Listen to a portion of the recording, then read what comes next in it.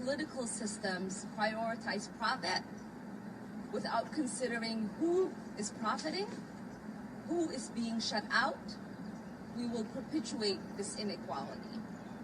So we cannot stop at criminal justice system. We must begin the work of dismantling the whole system of oppression wherever we find it. And so with that, I will have Senator Jeff Hayden say a few words.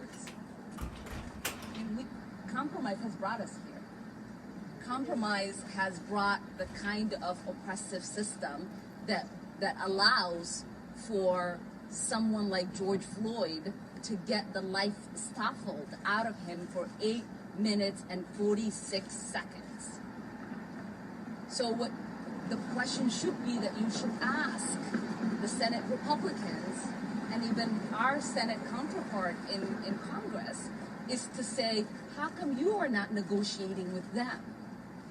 How come you are not listening to the voices that have been marginalized for decades and centuries in this country? How come you are not listening to the cries of the mothers and the fathers in our communities?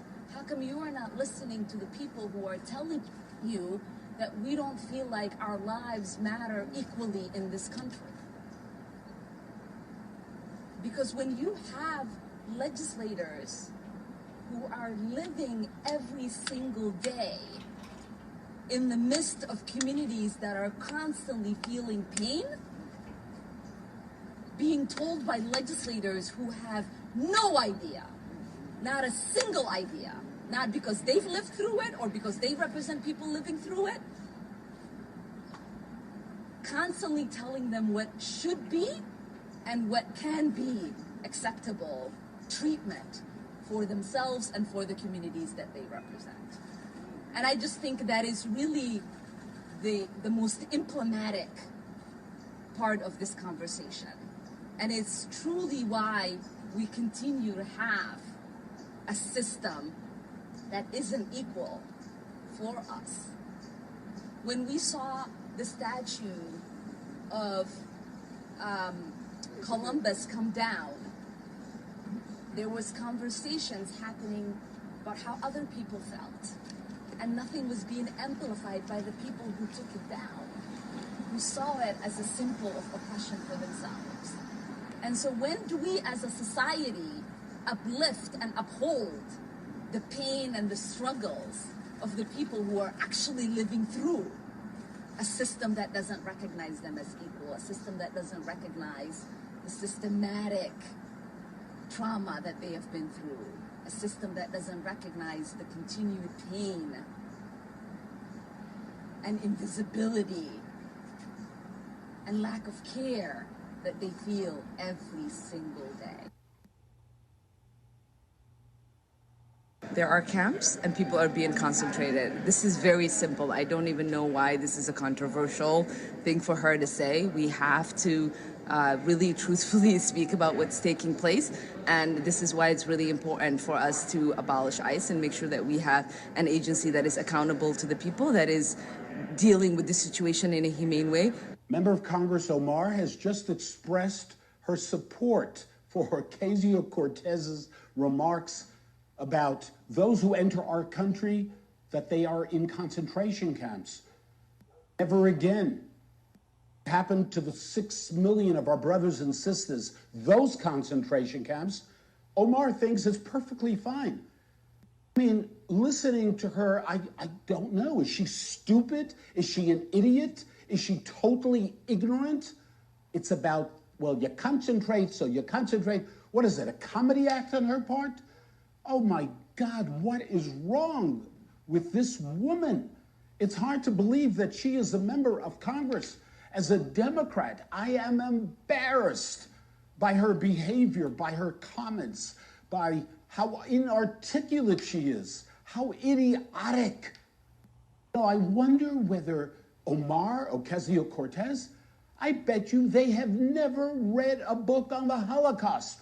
I wish a reporter somewhere would ask them, what book have you read about the Holocaust? I guarantee you the answer is blah, blah, blah, blah. It's insane. It's crazy. And by the way, it causes amazing pain for survivors all over the country. It's sticking a knife into them, those who went through the Holocaust and saw their parents go straight to the gas chambers, saw brothers and sisters be murdered, worked to death, and so on. The pain that has cost the survivors, you can't even imagine. And Omar thinks, well, concentration, you concentrate people. Oh my God, an idiot. The United States is running concentration camps on our southern border, and that is exactly what they are.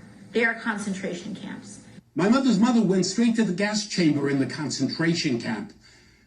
Members of her family were tortured, worked to death. The brutality of what Never Again and concentration camps are all about. The audacity, the chutzpah, the ignorance of Ocasio-Cortez to mention Never Again concentration camps when we're talking about immigrants coming into this country. My God, how many immigrants have been gassed? How many immigrants have been worked to death? How many immigrants have been experimented on by doctors? Ocasio-Cortez, shame on you. Long clips from the president's recent address at Mount Rushmore. It may have been the best speech Donald Trump has ever given. It was succinct and clear, and it was true. And for all of those reasons, the Democratic Party and its many minions absolutely hated it. They denounced the speech, and this may not come as a complete surprise to you, as, quote, racist. Now, that's a slur long divorced from any actual meaning, but we should tell you that as a factual matter, it's a lie. There was nothing even conceivably racist about Trump's speech. Go watch it for yourself. There's not a racist word or idea in the whole thing. The only time Trump even brought up the Civil War was to praise Abraham Lincoln, who, thank God, won it. He never mentioned the Confederacy or anyone in the Confederacy. Instead, Trump praised unabashed American heroes like George Washington, Clara Barton, the Wright brothers, Jackie Robinson. Senator Tammy Duckworth of Illinois watched Trump's speech, or claimed she did. Her summary of it, quote, he spent all his time talking about dead traitors. George Washington, Clara Barton, Jackie Robinson, they are all, according to Tammy Duckworth, dead traitors. Pretty shocking. In case you think we're being unfair here, in the same interview, Senator Duckworth was asked if we should tear down statues to George Washington. Sure, she responded, let's talk about it. We played that tape for you last night, and we noted how grotesque it was. Only someone who hates the country would suggest ripping down monuments to its founder. Apparently, Tammy Duckworth saw what we said. She didn't disagree with it exactly. Instead, she questioned our right to criticize her at all, since she was once injured while serving in the Illinois Army National Guard. That's what passes for an argument in modern identity politics. They don't address the points that you make. They question your right to make them at all. The irony, of course, is that George Washington himself, the dead traitor Tammy Duckworth has such contempt for, also served in the military. Washington spent most of his adult life under arms. He fought in 2 wars. At one point, during the winter of 1777, Washington lost almost a quarter of his entire army to cold and malnutrition. So George Washington paid his dues. He was, as we might say today, a combat veteran. And by the way, Washington also created the country we live in. George Washington was a genuinely great man.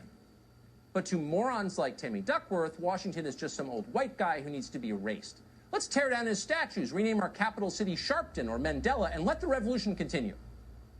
But hold on, not so fast. Changes that profound deserve a debate, not some fake national conversation where they scream commands at you and you get to obey, but a vigorous, reasoned exchange between adults. We wanted to have an exchange like that with Tammy Duckworth tonight.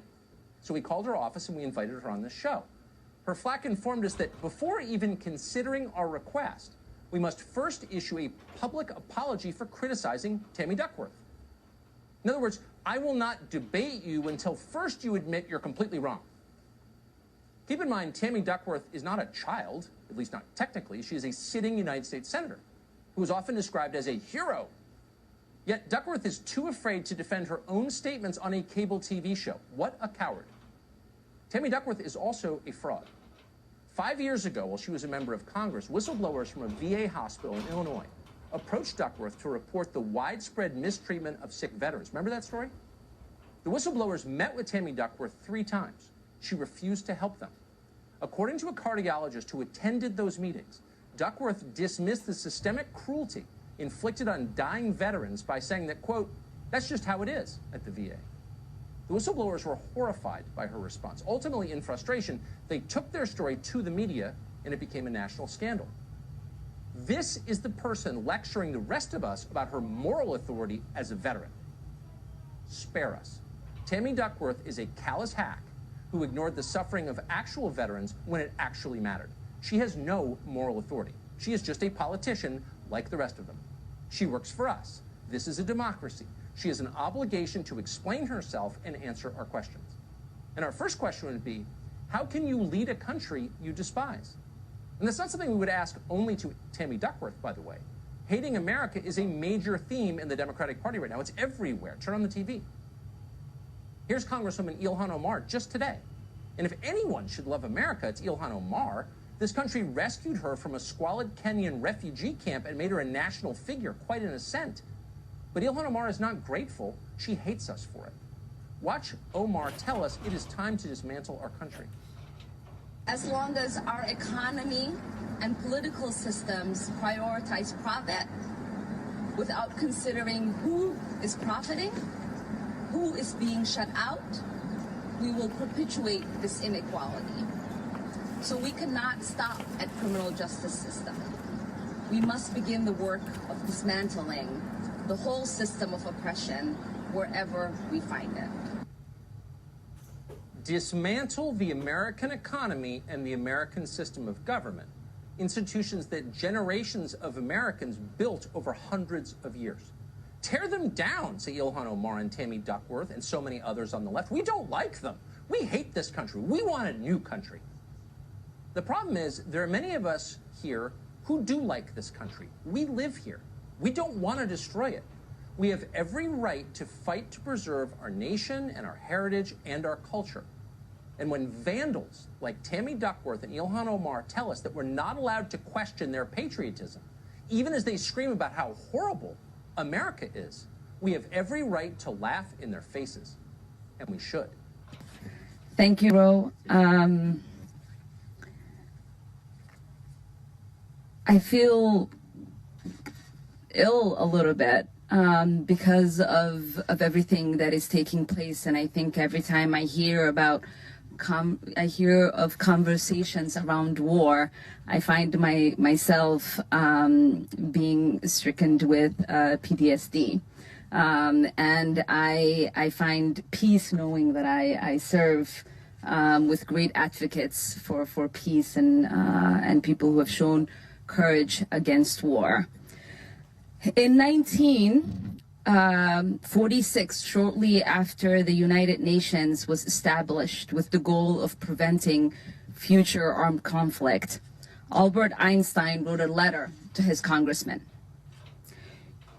He said, quote, "You cannot simultaneously prevent and prepare for war." He said, "The very prevention of war requires more faith, courage, and resolution than are needed to prepare for war. We owe it to the American people to prevent war and not prepare for more war. This is what is needed to keep our country safe.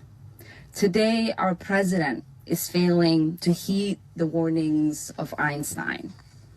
Since he got into office, the President of the United States has been goading Iran into war. First, he canceled our best shot at avoiding armed conflict, the Iran nuclear deal. Then he announced crippling sanctions to starve the innocent people of Iran. And whether he publicly says he wants nothing to do with wars or that he wants to end endless wars, we know that his actions are contradictory to his statements because every single person he surrounded himself with has been itching to go to war with Iran. And this is a man who is both an arsonist and a fireman. He starts a crisis, then he wants to create the appearance of wanting to solve it. He's done that here. Our ability to fight ISIS has also been eroded because of the suspension of the Iran nuclear deal. The occupant of the White House has not done a single thing to stabilize the region. He has done everything to create more tension. We are no more safer today than we were yesterday. There are basic questions that still exist after we went into our briefing.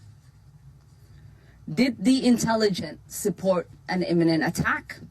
As you've heard from my colleagues, we did not get a clear answer to that. Did the elimination of Soleimani eliminate the threat? We still have not heard a clear answer to that.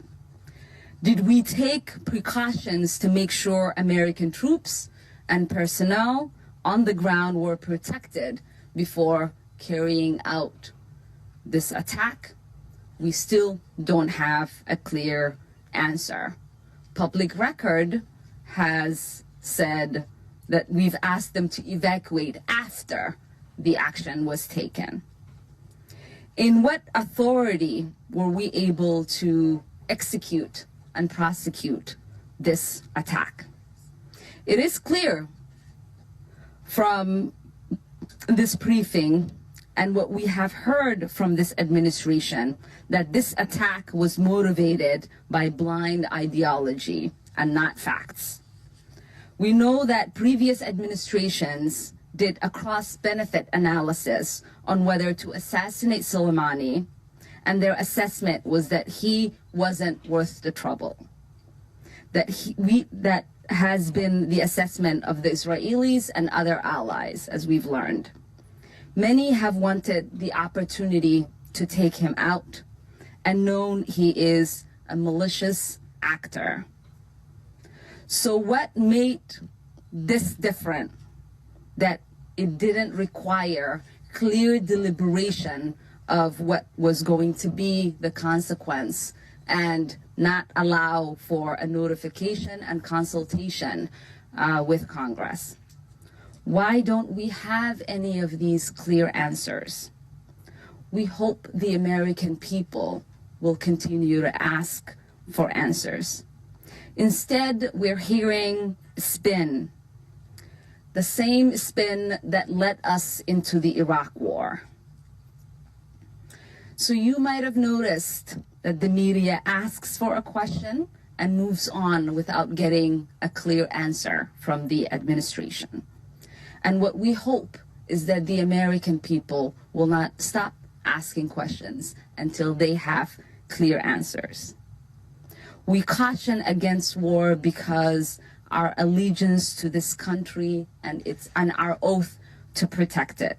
Sending teenagers to die or return with lifelong wounds, seen and unseen, is not what it is to carry out our oath. Risking a regional or even global war is not what it means to carry out our oath to protect the American people. I always say war does not have a reset button. Oftentimes, people deal with oppressive, regressive, dangerous leaders. War is never the answer to saving more lives. War destroys lives.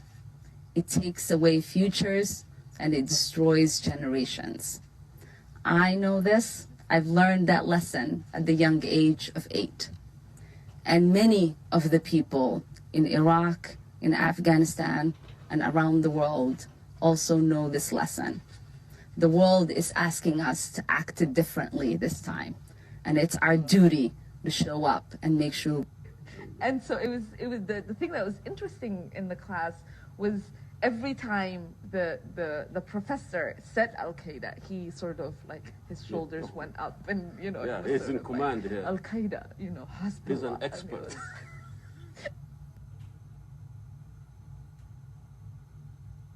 I remember when I was in college, I took a terrorism class, and Is there a such thing? yeah, there was. So you there go, was, there is a lab for that? there was a class that you. Do you go to a lab? No, go out we, a field we, trip we in, learned the Algeria? ideology of. I'm glad you do that. And so it was the thing that was interesting in the class was every time the professor said Al-Qaeda, he sort of like his shoulders went up, and Yeah, he was he's sort in of command like, here. Al-Qaeda, Hezbollah. He's an and it expert. was- And it was, as What's his if, name? What put his Oh, name on we the are not, area? we Where are does he not live? saying his name. Yeah. You probably get to see him on CNN. Well, yeah, of course. I love those guys. But it is that you don't say America with an intensity. You don't say England with an intensity. You don't say the army with an intensity. Qaeda. But you say these names because you want that word to carry weight. You want it to leave something with. Yeah, with it the has a person cultural meaning, that's not just hearing, exactly. meaning. So it's said with a deeper voice. So yes, it is. But when a non-white commit a violence or misbehave, we condemn the whole culture. Mm-hmm. But Yeah, when a and- white condemned, we just go to psychoanalysis, that he didn't have a girlfriend when he was growing up. It was like he's not capable of committing violence because he's white. Yeah. So that's an interesting point. When you have an individual inside of in a Western society that goes on and does commit like mass murder, we have mass shootings that happen constantly here. We investigate that person and what has driven them to commit that act. When an act is committed by these Muslim, terrorists, what we investigate is that whole community. We investigate that whole faith. We investigate that whole society. And everyone is supposed to have some answer to why these people are doing this. When it is those individuals that people need to be investigating, it is their lives that needs to be under the microscope, not the lives of the rest of the community, because I am not part of Al-Shabaab. I do not Totally participate. surprised. I do not participate You are a in Shabab. their... Well, Shabab is young. It's isn't young. it? We cannot stop at criminal justice system. We must begin the work of dismantling the whole system of oppression wherever we find it. It is true that we are tired. It is true that we are in enormous pain. It is true that people are pouring into the streets with fists up, but the spirit's not broken. And I witnessed that last night as I attended the 4th year anniversary of the death of Philando Castillo. The visual that the community held for him in reminder of how valued and important his life was, to the enormity of the example it shows that no matter how perfect you are, how much you follow your training and your instructions from your parents in interacting with the police, that you will still have bullets shot into you and your life taken. And so I just wanted to quickly recognize a voice that has been fighting to keep the memory of Philando Castillo alive, and the call to justice, and one that truly assures that we recognize, as he said last night, that our intelligence, our voice, and our votes combined together can create transformative change for Black people in this country. and that's John Thompson. And so with that, we will take a few questions if you all have, or if my other colleagues want to add anything. Senator, can you talk about progress being made toward a law enforcement reform bill, and what's going on with the special sessions approaching? It seems like you're putting a lot of pressure on your Republican colleagues. What's happening? So I will let Jeff and Rena answer this question, but I think that is precisely why we are here today. It is to be part of that increased pressure. We represent the voices of those who feel marginalized in this lawmaking process. And so we want to make sure that we are translating everything that is happening to the streets to meaningful legislation. And as our colleagues on the other side of the aisle continue to fight us, we are going to continue to mount pressure because time is up on having that transformative change. Thank you, Chair. Representative O'Neill, I'm just wondering, are there, I was a union member for a long time, and I've also gotten an opportunity to work in the private sector. And I'm curious to know if you know of any employer that has a provision where they decrease pay for employees. I find that a little strange, and so I just wanted to know where that thought comes from, and if you know where an employee gets their pay decreased. Representative O'Neill. Thank you, Madam Chair. Well, I was a business owner. I recently sold my share, so I don't own it anymore, but there are plenty of businesses out there, especially those that depend on employees' productivity, like I was in the trades. So I owned a company that was a tile setting company, and if we didn't get out there and do the work, and if I didn't have highly productive employees, they were paid based on their productivity.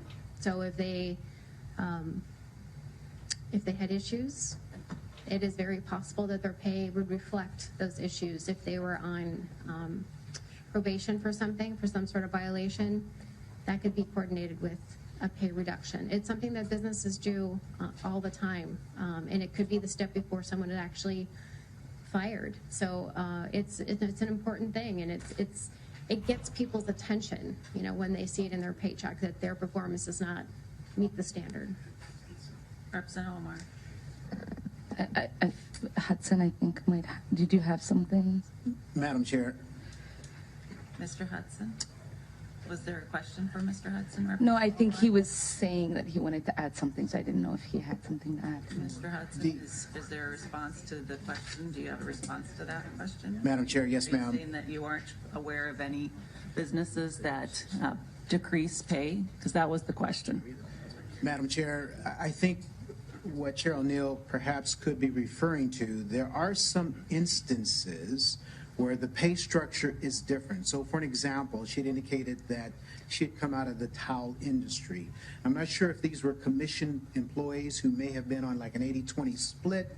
In that instance, there is a situation where a pay might be reduced. Or if we have a supervisor who perhaps had a performance improvement issue or a behavioral concern, and we demoted this supervisor, that is an instance where pay might be decreased.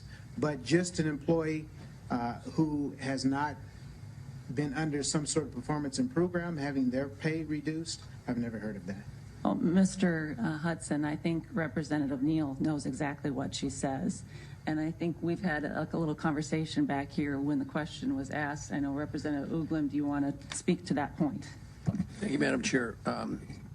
Representative Omar, if you happen to be a salesman in this world, and you could be selling cars, you could be selling siding, you could be selling just about anything, and you are paid on commission.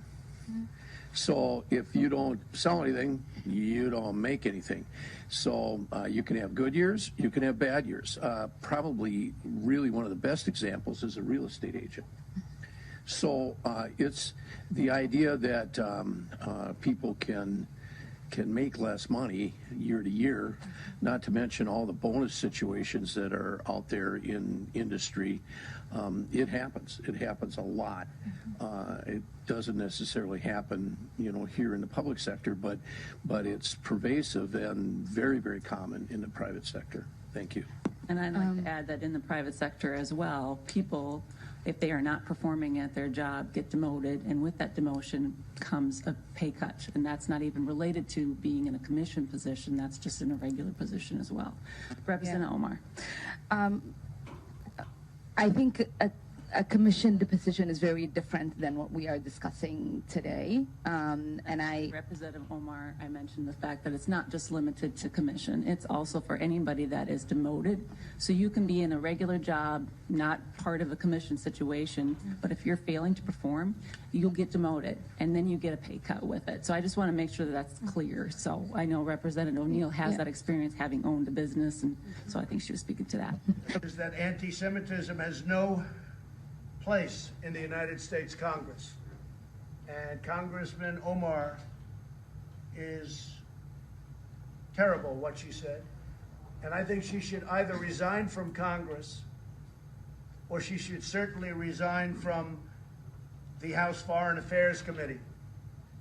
What she said is so deep-seated in her heart that her lame apology, and that's what it was lame, and she didn't mean a word of it, was just not appropriate. I think she should resign from Congress, frankly. But at a minimum, she shouldn't be on committees, certainly that committee. And with that, we're going to have a meeting. Our cabinet is doing really well, I tell you.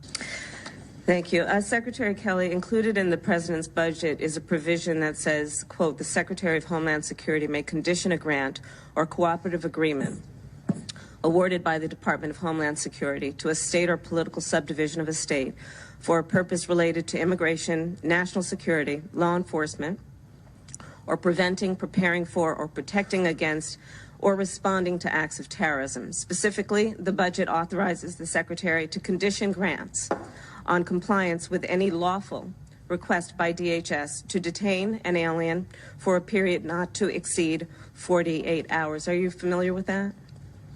I'm fairly familiar with it, yes. I'm sorry? Fairly familiar with it, yes. Grants that are subject to new conditions would include the Urban Area Security Initiative, a DHS grant that provided California last year with $124 million to help urban areas prevent, mitigate, and respond to acts of terrorism. This grant supports more than 100 incorporated jurisdictions in 12 counties in the Bay Area of California alone. It supports them to buy equipment, enhance systems, and conduct trainings so that localities can prevent, mitigate, and respond to acts of terrorism. Are you aware of that? That's a good thing. Another DHS grant is the State Homeland Security Grant Program that provided California $60.2 million last year to support state, local, and tribal efforts to prevent terrorism and to prepare the nation for threats and hazards that pose the greatest risk to security in the United States. Is that correct? I wish I had the same document I could read from as you do. Are you familiar with this grant program in your department? I'm familiar with the grant program. And are you aware that there are a number of federal courts that have imposed civil liability on local governments for complying with ICE detainer orders that were not supported by probable cause? Can you answer the question? Am I aware of that? Yes. I am. And in order then to comply with a 48-hour ICE detainer made with no probable cause, wouldn't that force the jurisdiction to choose whether to comply with a federal court ruling or forfeit vital public safety funds that are administered by your department?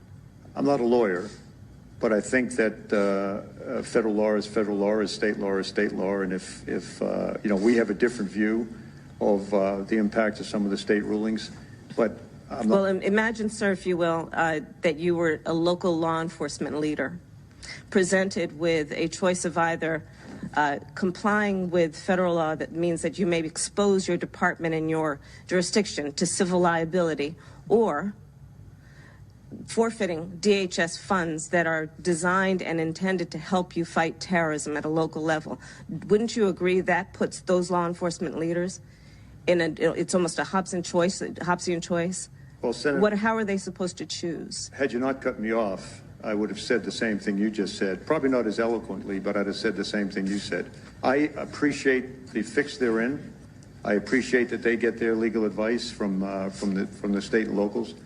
And below the radar, we work with every police and sheriff department in this country to the degree that they can and are comfortable with. Secretary Kelly, what do you mean below the radar? They have two choices, and they are accountable. Excuse me, sir. They are accountable to their jurisdiction, to the bodies that may have appointed or elected them. And they have to make choices. What do you mean below the radar? We talk to them on the telephone. And what are you instructing them to do when presented with those two choices? And we tell them to, whatever they can do within the law, the interpretation, we're willing to work with them. So are you aware that there are local law enforcement... At least finish once before you interrupt me? Sir, with all due respect. With all due respect, Senator. Are you instructing local law enforcement leaders that they can overlook a DHS or detainer request so they're not exposed to criminal liability?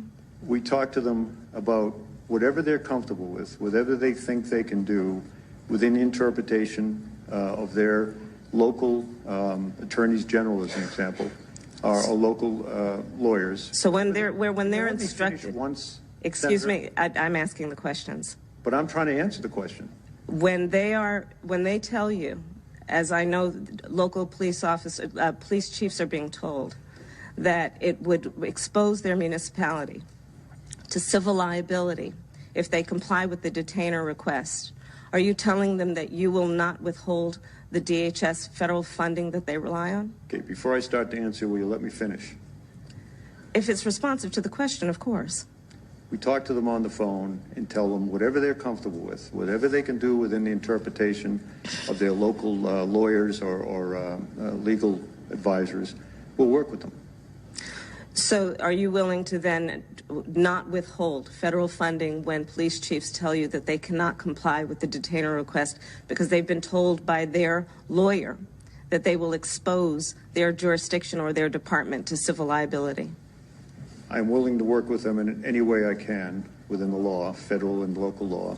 You know, something really remarkable is happening in the United States of America. And while, yes, we do live under the Trump administration, and while we have rising fascism in America, we also have a rise in women of color who are gaining places of power. We are taking the mics and pushing forth Alexandria Ocasio-Cortez, a young Puerto Rican woman, Ayanna Pressley, Ilhan Omar, a Somali refugee who literally fled persecution and civil war, and watching Rashida Tlaib, our first Palestinian woman in Congress. It is truly inspiring. And what we are seeing in the States is that the most courageous voices, the most consistent voices in America are women. And in fact, women of color, and I'm very proud of that. And there is a quote by abolitionist named Harriet Beecher Stowe. She said, sometimes we're gonna find ourselves in a really tight place and we're gonna feel like the whole world is against us.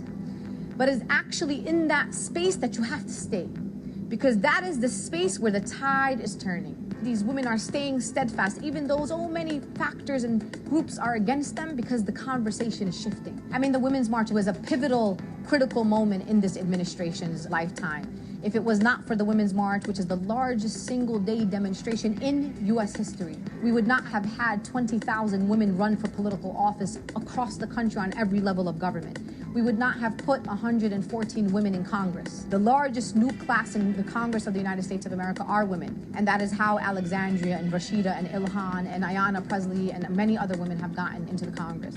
And it is because of the women's movement in America and because of the leadership of women, the Democratic Party was able to take the House back from the Republicans. We are going to win back that White House and make sure that it works for all the American people. We cannot beat Trump from the center. What you need to do in the United States of America is be part of a movement. So for me, of course, I support Bernie Sanders. I support free public college university. I support my country to give everybody access to health care. I want to live in a country where I don't have to work 2-3 jobs so that I can support my family. For once, we will center the most marginalized people, because when you center and uplift the most broken people in your country, it uplifts all of us in our country. And I believe wholeheartedly that Bernie Sanders has been the most consistent politician, and I hope to see a Bernie administration. You know what? I hope to see a Bernie and Warren administration. That is my true dream, and that would be potentially a beacon of hope for the rest of the world to see the United States of America defeat fascism and white nationalism. And I believe in the American people. I believe in my people.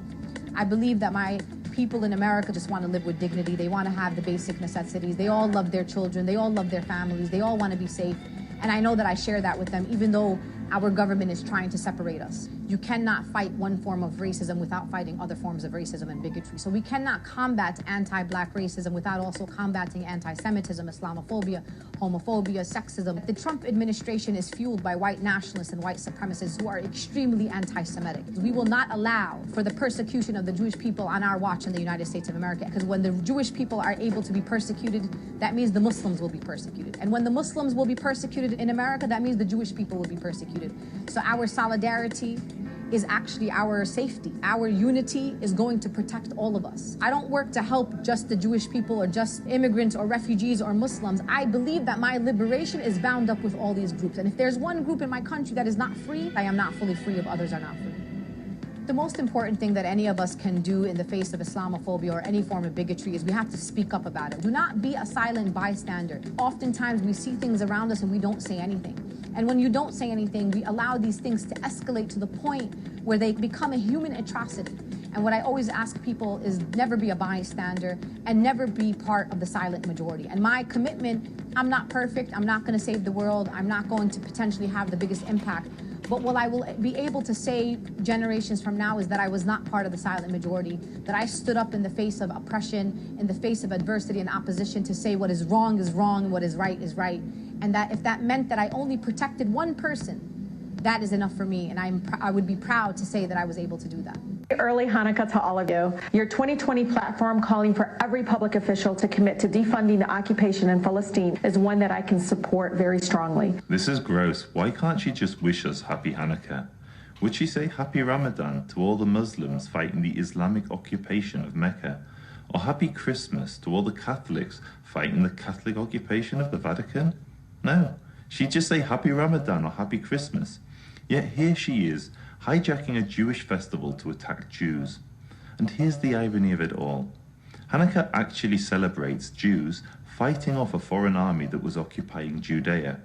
Where's Judea, you might ask? Well, it made up most of the West Bank, and when the Romans conquered Judea from the Jews, they renamed it to erase its Jewish roots. Places like Shechem became Neapolis, and the wider region, including Judea, became Syria-Palestina, which leads us back to Rashida. It's most likely Rashida belongs to the Harb tribe from Arabia, hence her maiden name, Harbi. When the Islamic armies came from Arabia and conquered Israel, they adopted the Roman names. Neapolis became Nablus, Syria-Palestina became Palestine. Did you catch that? Rashida's celebrating Jewish independence in Judea by describing the Jews that live there as occupiers. If she finds Jews living in the West Bank so offensive, it's probably best to skip the Hanukkah message. Thanks for watching. Make sure that you follow us on all of our social medias. I have a message for Jeff Bezos and his class. If you attempt again to overturn the Amazon tax, working people will go all out in the thousands to defeat you. And we will not stop there, because you see, we are fighting for far more than this tax. We are preparing the ground for a different kind of society. And if you, Jeff Bezos, want to drive that process forward by lashing out against us in our modest demands, then so be it. Because we are coming for you and your rotten system. We are coming to dismantle this deeply oppressive, racist, sexist, violent, utterly bankrupt system of capitalism, this police state. We cannot and will not stop until we overthrow it and replace it with a world based instead on solidarity, genuine democracy, and equality, a socialist world. Thank you. This is what the American people are sick and tired of. They're literally just sick of it. We can disagree, and we're going to disagree. Dean and I disagree. The Speaker and I disagree on issues. But we also agree. I was proud to join the Speaker in January, along with Dean and another Democrat, 3 Republicans and an independent. You can guess who the independent was. Why? To write an op-ed in the Washington Post saying, hold on here, maybe we should rethink 20-year-old authorizations of force. Now, do I have all the answers to what we should do in Afghanistan, Iraq, Syria, Iran? I do not. It's okay to say that, by the way. It's okay to say you don't have all the answers. But we got together to say maybe, just maybe, we should rethink 20-year-old authorizations of force when there are men and women who are now enlisting who weren't alive when we passed them. Just a couple of weeks ago, we had a 12-tour veteran, I think a Marine, who killed himself. 12 tours, ladies and gentlemen. What are we doing? Why aren't we having a debate about that? And with all due respect to some of my friends on this side of the aisle, endless wars is not an answer. Neither is allowing bad actors to run amok around the world against our national security interests or that of our allies.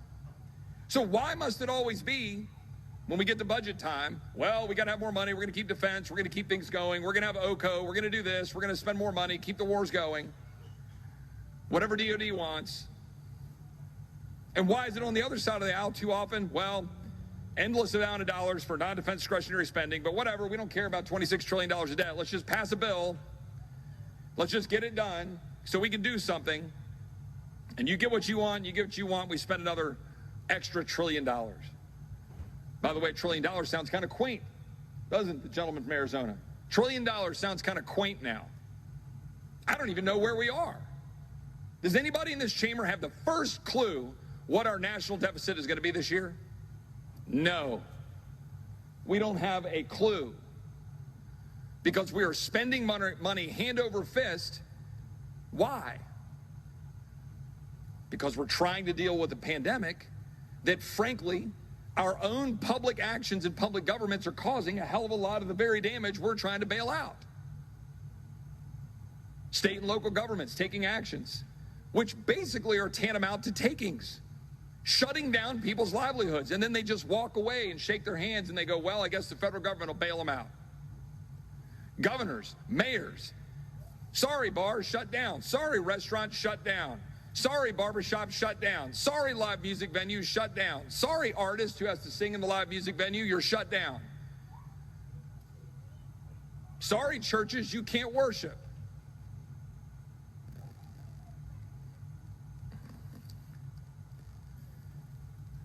Madam Speaker, I mean, I'm sitting here in this chamber wondering what it's going to take for the House of Representatives to actually represent. We don't govern. That's not what we do in America. We represent. We each represent whatever we represent, 700, 800,000 people, depending on the district.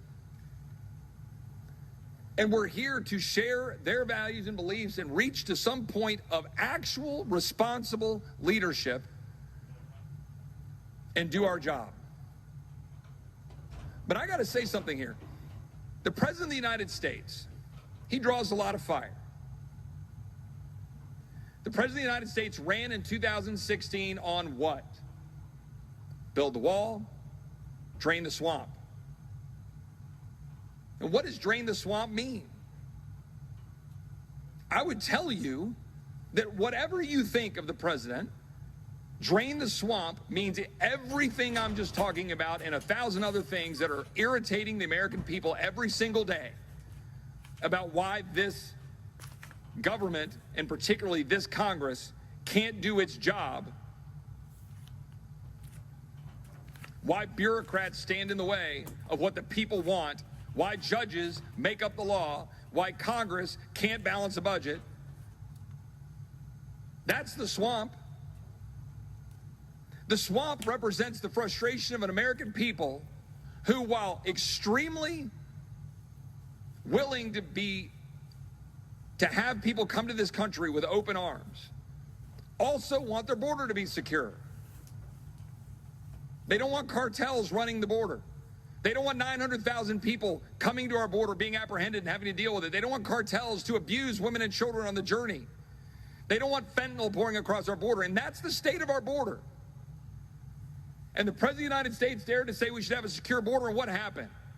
Colleagues on the other side of the aisle went to the border and lied about the state of the border with respect to kids in cages and kids drinking out of toilets. I went there. My chief of staff went down there the week after. Claims were made about kids drinking out of toilets, and they were toilets that have water fountains attached to them. But this is the hyperbole that drives public opinion and gets out in social media and undermines the one thing that almost all Americans understand is critically important, and that is to have border security where cartels don't run our border. That is not a controversial statement. But by the way, it's not just my colleagues on the other side of the aisle. There's a whole lot of people on my side of the aisle who love to sit there at the Rio Grande and have a little sign that says no trespassing, and then they wink, wink, nod, nod, and they over here they have a help wanted sign. How about we have an honest conversation about what a secure border looks like? Why don't we sit down at a table and actually do that? I'm sick and tired of Republicans who 10 years ago were saying to those of us who thought we should have a secure border because we knew what was happening and we saw what the cartels were doing and we saw the horrors of human trafficking and we saw the dead bodies in deserts.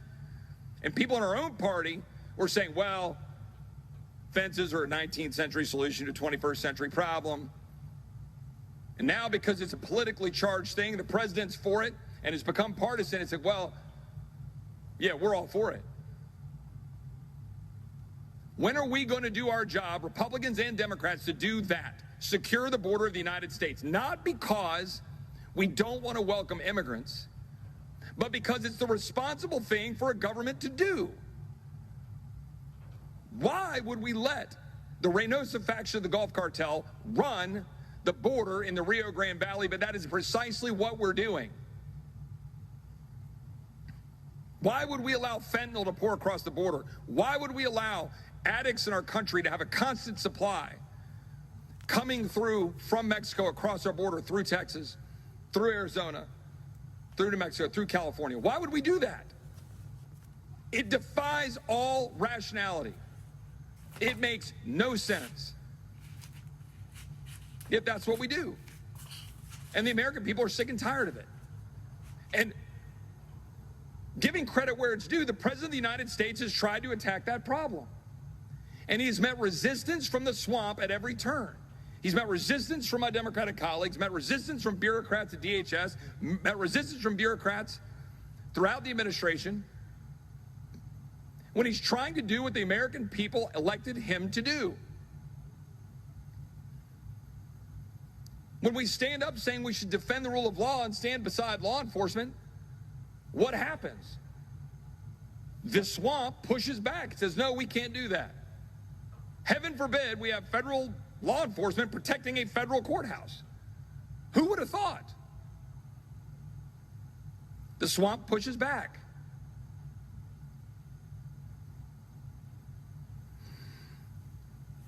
Right now, we're facing the struggles that we're dealing with respect to the pandemic. I suspect that my friend from Arizona is here to talk a little bit about data about that. I could be wrong. I think I'm right. There's a lot of stuff that we should be looking at about this virus. It's a virus. It's not something you bottle up into a Tupperware container and put on the shelf. It's a virus. It's out. It's among us. It's in all 50 states. It's in every city and town. It's a virus. What are we going to do as a country to work through it? Cower in fear? Be afraid to actually look at the data? Be afraid to actually talk to doctors who might have an opposing or different view than...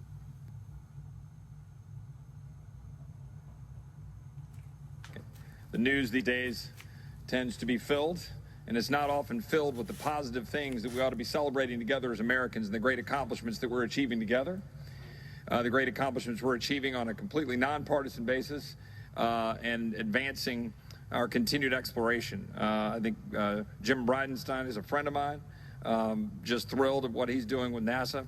Certainly thrilled to be seeing that we're returning to space vigorously and that we're doing so actively, and just appreciate their service. I love the rich tradition, the connection between NASA and our military. I know that you're a veteran of our United States Navy. I thank you for your service and appreciate your joining me here tonight. My pleasure. Thank you. Madam Speaker, I come down here tonight for a few reasons.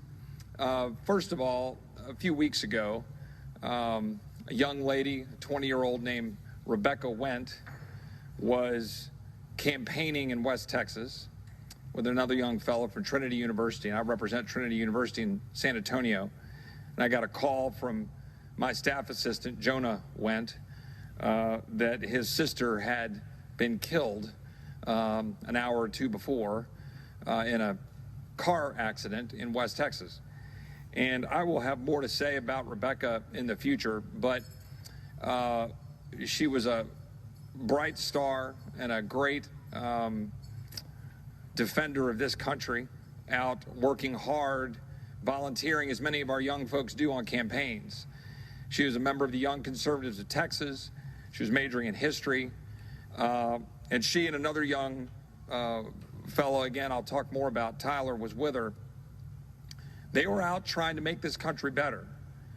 They were out trying to get someone they believed in elected. They were trying to change this country for the better by standing up for Texas, standing up for this country. And I want to celebrate her life, and again, I want to do it more in the future, but her brother Jonah and his twin brother Manfred are very dear to me and worked hard on my campaign 2 years ago and are continuing to serve for this, serving this country, as well as serving in support of me. I mention that because I do want to talk more about her another time, but I mention that because it got me to thinking about what this is all about, what we're doing. Now, for those few people at home watching on C-SPAN, I'm here alone, mostly in the chamber, with the exception of the speaker, my friend from California. And I think about Rebecca, and I think about all of those young Americans out there working hard every day, trying to get someone elected or go fight for what they believe in. And that's what this is about. This is the people's house. This is the House of Representatives. It's really an unbelievable institution when you think about it, what it meant in the history of the world. I was at Independence Hall on July 2nd. I went up there because I wanted to be up there when I was watching so many of our monuments and so many of our statues under attack. And it's not the marble, it's not the mortar, it's not the bricks that matter. It was the ideals represented there. So I went up to Independence Hall, and it was on July 2nd, which many will know was the day that we separated from the crown, the day of the actual vote. And the folks there were very kind to me. They were closed down because of what we're dealing with the virus. They were very kind, though, and allowed me to go into Independence Hall. So I had the great blessing of being in Independence Hall on July 2nd, 244 years to the day of the vote. And then I got to go over to the other room, which is a different room, where the first 5 Congresses of the United States met. And that, of course, we have a history of then moving on to different capitals. We ended up here. And we've been in this chamber for, I don't know the history as well as I should, but 100 years or something in this chamber. And this people's house, in my opinion, is failing the people of the United States. I'm going to say that again. The people's house, the 435 representatives that make up this half of Congress, 1/3 of the federal government, is failing the American people. It is failing the American people because we literally never debate. We literally never offer amendments and have any debate here on this floor. We are ruled by a handful of folks who make rooms in back chambers, drop bills on the floor of the House, and then demand we come down and vote on them. And by the way, that is both Democrats and Republicans. The people's house is supposed to be the people's house. We are supposed to actually debate, engage. You want to know why things are so broken? It's because if you even dare think about offering an amendment to a bill, you got to go to some rules committee to get blessed to be able to even have the ability to offer it. You'll get shut down in rules committee, and then there's never any debate. What kind of a people's house is that? I would posit that it is not one. We have so many issues right now that is tearing our country apart, that are tearing our country apart.